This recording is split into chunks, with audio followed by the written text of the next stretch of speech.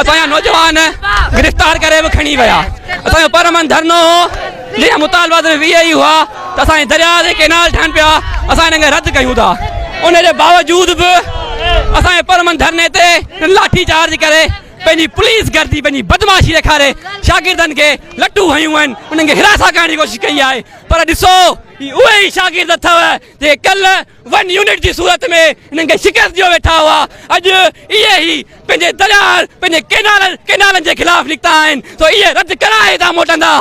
यादि रखे छॾियो 1 यूनिट असांजो क़ौमी तशख़्ख़ुस जेको ख़तरे में विधो हो, अॼु असांजे फना थियण जो टाइम अची वियो आहे। तो शागिर्दनि जे कुलनि ते ज़िम्मेवारी आहे त असां पंहिंजो दरिया बचायूं, न त असां फना थी वेंदासूं। उन लाइ तइलीमी इदारा पंहिंजा बचाइणा आहिनि, पंहिंजो पाणी मोटाइणो। असांजी पुलिस ॿ दफ़ा रस्ता रोकी कई आहे, बल्कि ही शागिर्दनि जो हिकिड़ो पुरअमन धरणो आहे जेको हिननि एक्स्ट्रा जेके केनाल्स हया आहिनि उन्हनि जे ख़िलाफ़ आहे। असां पंहिंजे सिंध जे पाणीअ ते पंहिंजो धाड़ो न हणण ॾींदासीं।